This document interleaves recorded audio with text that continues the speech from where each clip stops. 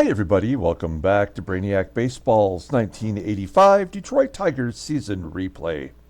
Today's matchup is between the Toronto Blue Jays and the Detroit Tigers at Tiger Stadium. On the mound for the Blue Jays today is Jimmy Key, whose record is 1-1 with a 9.98 ERA, and pitching for the Tigers is Bert Blyleven, whose record is 1-0 with a 0.51 ERA. Okay, we won a close game yesterday, 3-2 over the Indians.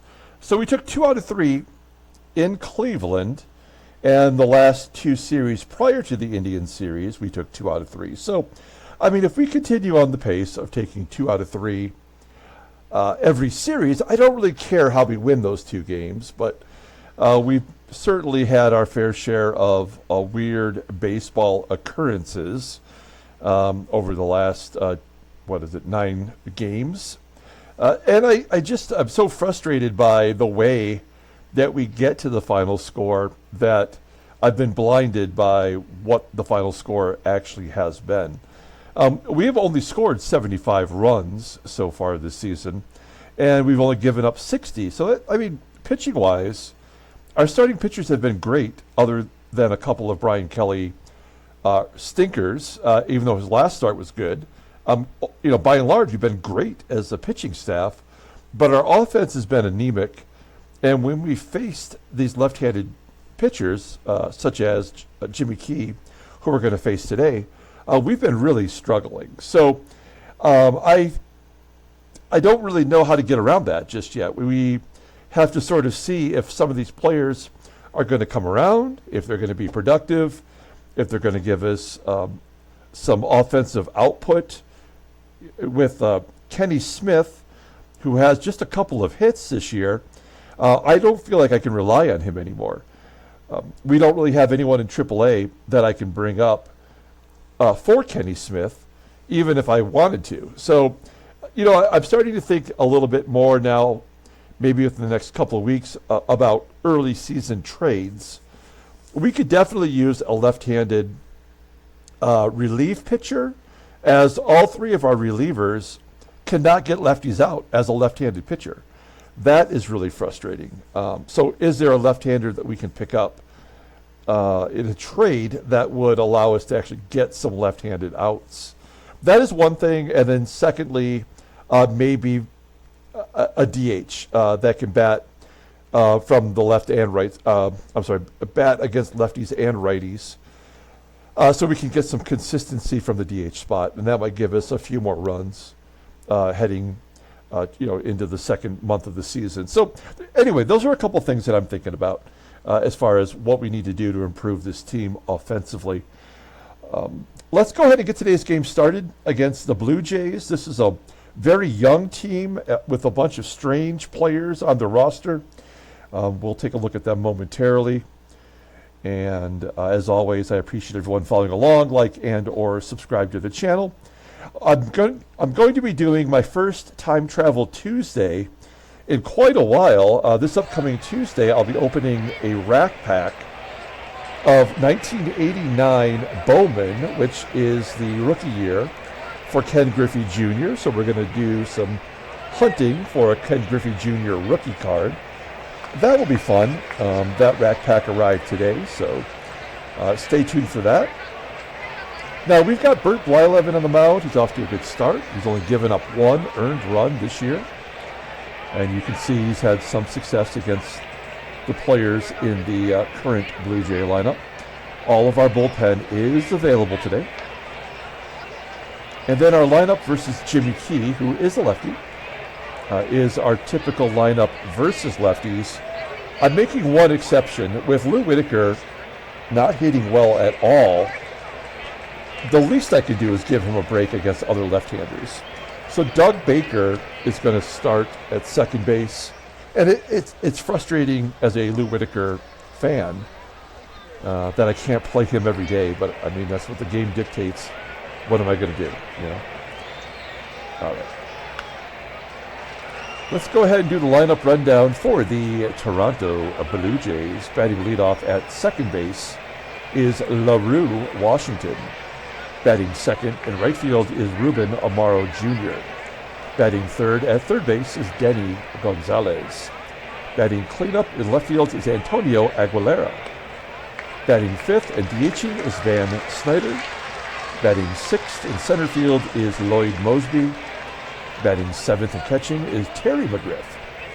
Batting eighth at first base is Willie UPSHAW. And batting ninth is the shortstop, Jeff HUSON. Okay, here's Bert. Blyleven off to a really good start. Making his fourth start of the year. He's 1-0 with a 0.51 ERA. Only 6 strikeouts in 17 and 2/3 innings. But more importantly, he is not walking anyone. Opponents are batting .250 against him. His fastball tops out at 89 miles an hour. He is a fly ball pitcher 65% of the time. His sidearm curve is his best pitch, rated an 80. Overall rated a 73. The 34-year-old righty is a free agent at the end of the 1986 season. I find it puzzling that he is a fly ball pitcher 65% of the time, and yet he has yet to give up a home run. How's that possible as a fly ball pitcher? I don't know. Just another crazy thing about baseball mogul. Here's our defense today. Looking pretty solid. Of course, Doug Baker not as good defensively as Whitaker, but good enough. And we have George Brett at his natural position, third base. So far this year, Brett has started at first, third, and has DH'd a few games. So we're hoping that he can just get through one game without making an error. Outfield looking good today, too, defensively. All right, here we go. LaRue, Washington, leading off, the only free agent signing for the Blue Jays. He missed 7 months last year due to injury, broken arm. So he's back full-time and leading off for the Blue Jays. A 2-2 count to Washington, who hits a fly ball to left field. Gibby making the catch. 1 down. Next man up is Ruben AMARO Jr., probably a better leadoff hitter, I would think. Batting .242 with 1 home run. Ground ball to short. Trammell making the play. And Denny Gonzalez, the third baseman, with 2 down. Slaps it to right field. It will be caught by Wilson for out number 3. So another 1-2-3 inning from Blyleven. Looking good to go to the bottom of the first. Let's take a look at the official Tigers lineup for today. Batting leadoff in center field is Willie Wilson. Batting second at third base is George Brett. Batting third at shortstop is Alan Trammell. Batting cleanup in left field is Kirk GIBSON. Batting fifth at first base is Rusty Tillman.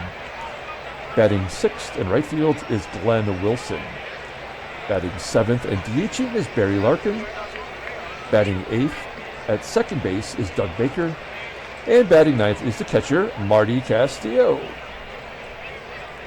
Okay, Jimmy Key on the mound. Another pitcher this game doesn't really respect very much. He made 24 starts last year. Went 11-12 with a 4.66 ERA. He doesn't walk many. He struck out 85 in 168 innings pitched. Opponents batted .298 against him. This year he's making his 4th start. He's 1-1 with a 9.98 ERA. He's given up 19 runs in 15 1/3 innings. 11 strikeouts, though, in those 15 1/3. Does have a complete game. Opponents are batting .443 against him. Come on. 35 hits in 15 1/3 innings. Well, that's because he doesn't walk anybody. That's why. 202 hits last year in 168 innings pitched. So the game is overcompensating the other way.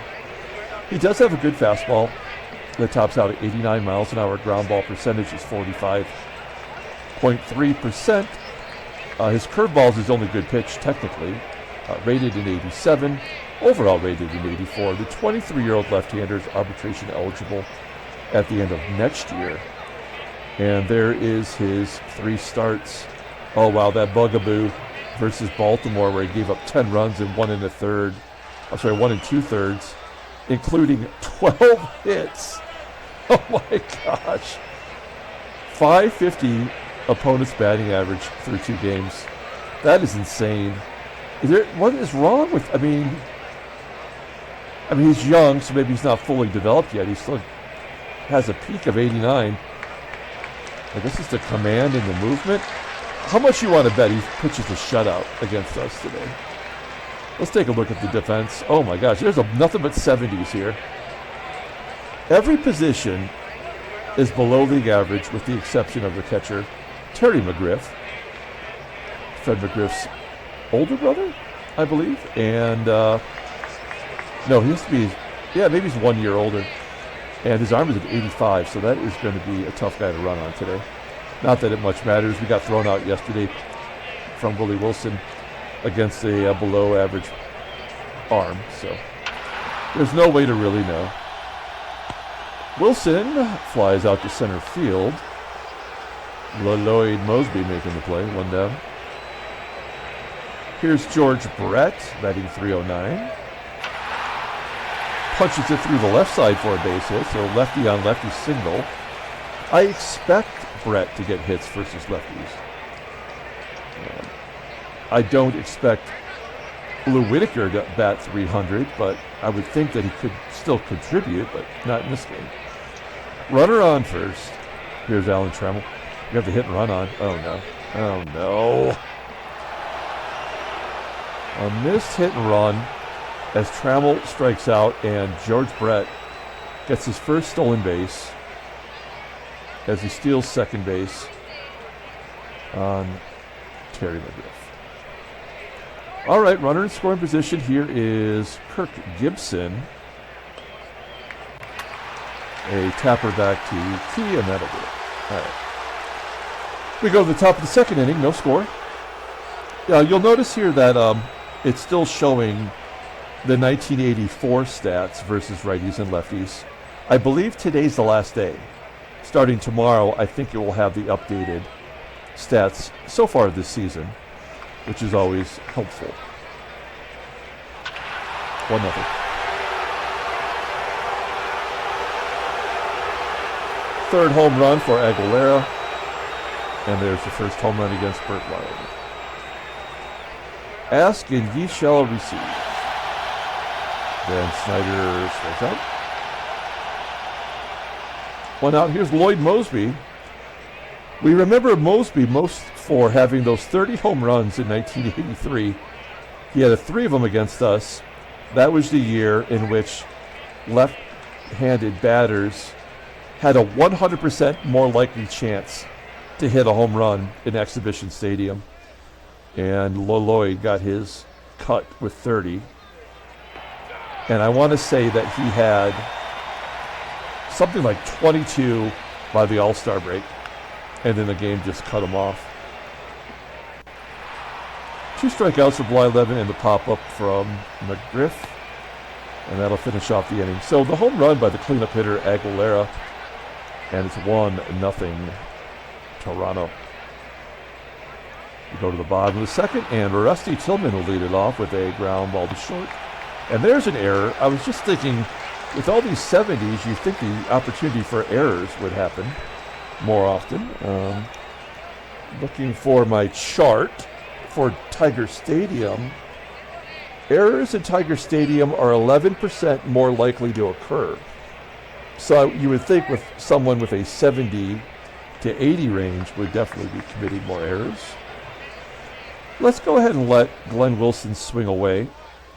Maybe they gave us that error for a reason. Wilson coming out of his funk a little bit. There's a ground ball to first. They get the lead runner at second. Could not turn the double play, so 1 down. Next man up is Barry Larkin. Larkin strikes out, second K for Jimmy Key. And Doug Baker. Ground ball to short. Look at Baker's average under 300. Has he had a hit in a while? Look at his log. No. Yeah, the game cut him off. He was batting .359, and then they said, that's it. No more hits for you. So he's 0 for his last 10. We go to the top of the third. Here's Willie UPSHAW leading off. I love these 1985 Donruss All-Star cards. This is a set that are oversized, so they're not your typical size of baseball card. And they just look better from Donruss. And with Willie UPSHAW, I used it. I particularly liked it. There's a walk. So leadoff man is on again. Runner on first. Jeff HUSON with a ground ball to second. Can be turned to. No shot. Baker probably not as proficient at double plays as LaRue. Will that come back to haunt us? LaRue, Washington looks at strike one as HUSON steals second. That is his third stolen base of the season. He's 3 for 3. And that will likely lead to another run. Washington, ground ball to short in front of HUSON, so he holds wisely. 2 outs, runner in scoring position for AMARO Jr. 2-2 count, and it's a line drive to right. Wilson does make the catch. Not a lot of action so far. 1 run, only 2 hits. Marty Castillo batting under 200. I don't mind if Castillo does not contribute offensively because he is a solid defensive player. But it would be nice if he could at least get on base occasionally. Wilson flies out. Yeah, I mean, this is going to be a shutout from Key because it has to be, right? You got a 10 ERA. The only way it looks like to get his ERA down is in one pitch mode, not in a sim mode. We've seen him give up, when we looked at Jimmy Key's log, he gave up 12, 13, 14 hits in all 3 of his starts. Denny Gonzalez with a base hit. And conversely, Blyleven is not giving up any runs, so I would imagine he's going to give up some here sooner or later. As Gonzalez steals second, 94 speed. Wow. That is his third. Runner in scoring position, nobody out for Aguilera, longtime Mexican League player. Getting a shot here in baseball mobile. Ground ball to short. Gonzalez goes anyway, of course. Well, that's a guaranteed run scored. We're going to pull the corners in. It don't make a difference. Actually, I said that in the 9th inning of yesterday's game when I pulled the infield in, as the bases were loaded and I think there was nobody out. And back-to-back batters had infield ground balls that were forced the runner at home. And we ended up winning that ball game. So I don't know, this is the revenge here. 2-0.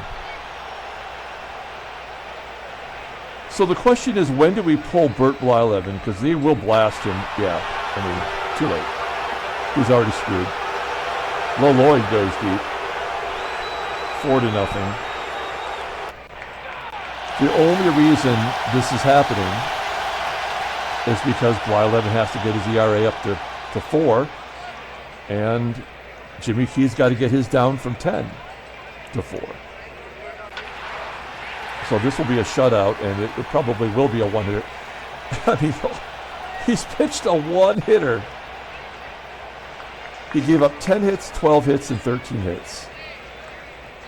So he has to give up only 1 hit. And no walks. Yeah, so, I mean, you can't, there's nothing you can do in this game as you're playing it to have any control over it. The game is already determined the win or the loss.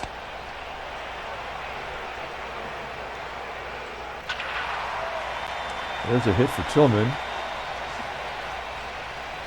And all we can do is hope that somebody runs into one. No. 3 strikeouts for Jimmy Key. We go to the top of the 5th inning. And Jeff HUSON will lead it off. 4 strikeouts for Blyleven. 5 Ruby, baby.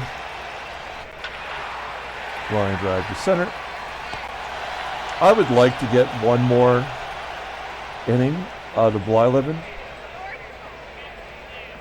Let's see if we can do that. Yeah, there's nothing happening on our end. When Trammell missed the hit and run, and Bert stole second base, that was the instigator, right, for the shutout loss. There's always one thing, and that was it. An error. Oh, wow. The run scores from first on a double down the right field line that was only 66 feet. So, you know, again, like nothing matters that actually happens in this game. It's just going to be like, well, he scored anyway. But good job by Castillo, and that's an unearned run. So we did get a run, but it does not affect his ERA. It's still coming down. That is, of course, the first double for Castillo. Any other run that scores here will be unearned. Oh, we won't get any anyway. All right. 4-1, top of the 6th. And like I said, I'd like Bert to go one more here, as long as the game doesn't completely destroy him. Denny Gonzalez popping it up. Ironically, as well, the player who made the error, McGRIFF, is the only good defensive player they have. So again, the ratings mean absolutely nothing.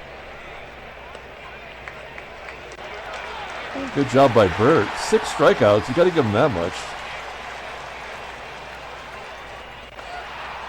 And SNIDER will pop it up. So Bert gave us 6 innings. He gave up 4 runs. We'll take him out. We want him to, you know, try to at least get half the season for us. Trammell's got a leadoff double. His 4th double of the year. Trammell does not have a home run yet. Here's Gibby. Back to the pitcher. And a run scores on another error. Again, an unearned run. This is the only way that we can score.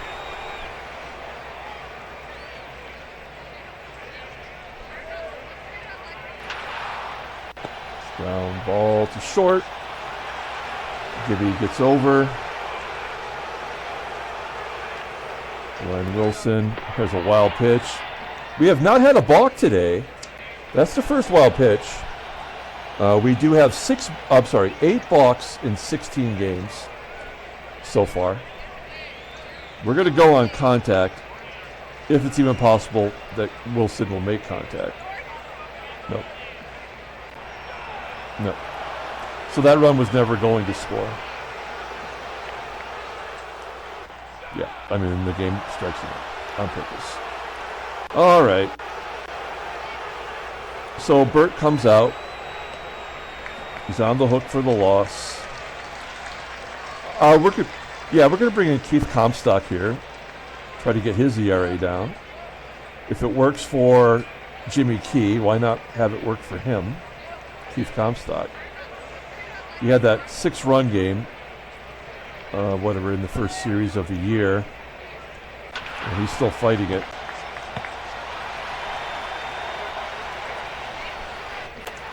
That's why I don't mind when leaving my pitcher in, my reliever in, and letting him get roughed up early on in the season, because, you know, like, the game just works that way. We know that. That's another lefty on lefty hit because the game is stupid.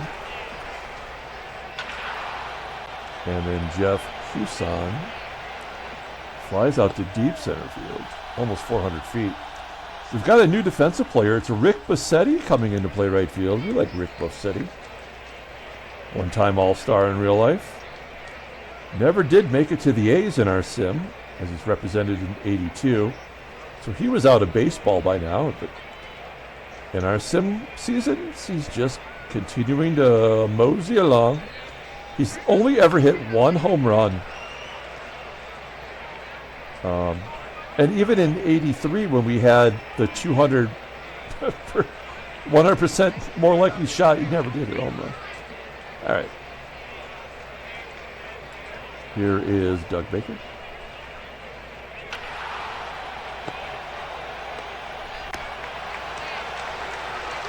Yeah, we were never going to win today.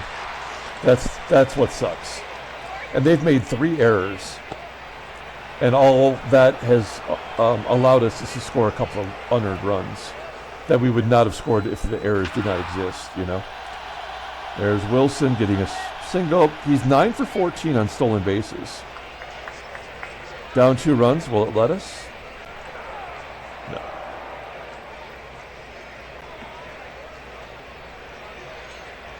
So Willie Wilson has now been caught 2/3 of the times in the first 2+ weeks that he was all last year.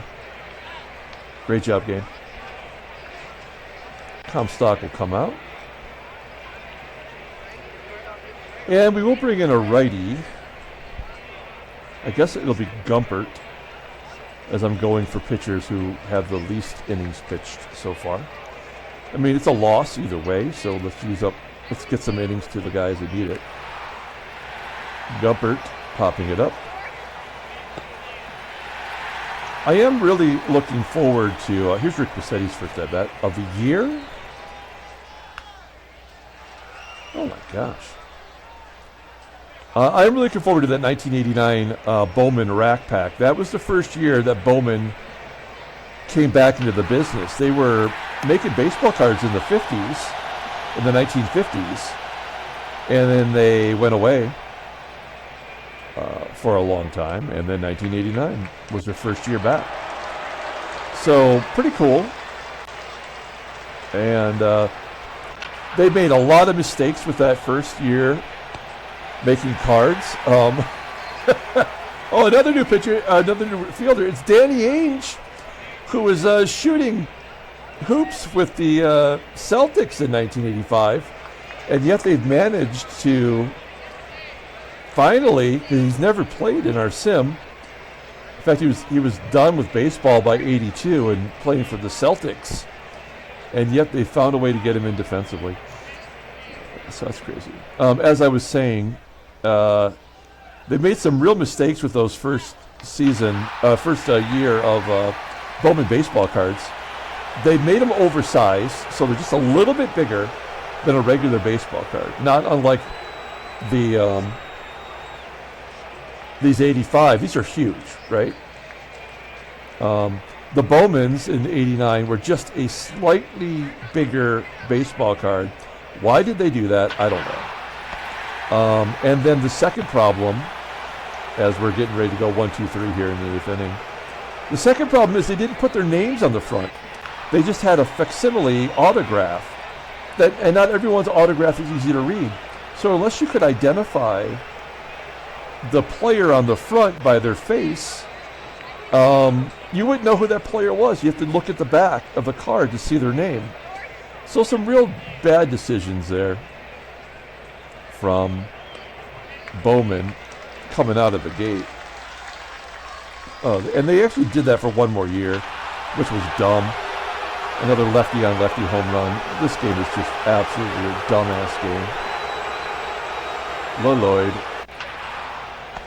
as the creeper gives up a home run. So it doesn't even matter. I may as well let him pitch to all the righties. Maybe he gets the righties out better. I don't know. So yeah, I'm looking forward to doing that Time Travel Tuesday. It's been a while since we've done a Time Travel Tuesday. You know what? I think at the end of this game here, which is going to happen in the next 2 minutes, I'll add the Time Travel Tuesday playlist on the right side if you want to check them out. Some of the ones from the past. Now we got Barry Jones coming in. I do remember him as a rookie on the Pirates, but I think I remember him more for being on the Chicago White Sox in the division with the Tigers. So Key did not give up a run, of course. He only gave up 5 hits, of course. He did not get the complete game. I really thought, especially, coming off a complete game, why wouldn't he get another complete game? There's the first walk of the game to Barry Larkin. And another game that was over before it ever even started. Baseball Mogul is a horrible, horrible sim. Let's go ahead and take a look at the standings. Well, if that's our one loss, we can win the next 2. I guess we're okay. We're 2.5 back of Baltimore, who lost a game. Wow, Kansas City's lost 6 in a row right now. That's not great. They're 4-12. No wonder they're trying to trade. Wait, were they 10 games out already? No, they're 8 games out. And then here's the National League if you need it. Philadelphia, 12-6. And there's a log jam at the top here for the West. Headline news, Brainiac baseball. 5-3 win. Indians now in 6th place. That's just a weird headline. 6th place. Okay. And let's take a look here at the transactions. Jim Wilson of Cleveland is going to miss 24 days. We all remember in the 82 season, he got the starting job at first base and was absolutely killing it. And then they just arbitrarily, he was going to be the rookie of the year. Then they sent him to the minor leagues and you didn't see him until 1984. Just made no sense at all. But Baseball Mogul. All right, let's go ahead and pull up that box score and get out of here. Thanks for watching, guys. Like and or subscribe to the channel. Blue Jays hit 3 home runs in Tiger Stadium. We had 2 extra base hits of our own. Willie Wilson cannot steal a base anymore. But George Brett can. That makes total sense. Good job, game. No balk. Bert Blyleven had to lose, unfortunately. He's 1-1. Bullpen did all right. Gibby gave up that home run because he had to. Jimmy Key gets his ERA down from 10 to 7. 6.5. Did not give up an earned run, did not walk anybody. And really 3 total walks between the 2 teams. That's refreshing. Barry Jones gets the save. I don't know. Is he either a closer? He had 6 saves last year. I don't know who the closer is, but congratulations to him. The Blue Jays had as many errors as they had home runs, and they still won by 3. The 3 solo shots. Fantastic game. All right. There's the playlist for you if you want to check out the Time Travel Tuesday videos. Ahead of the 1989 Bowman Rack Pack will be opening up. Until tomorrow, everyone, have a great day.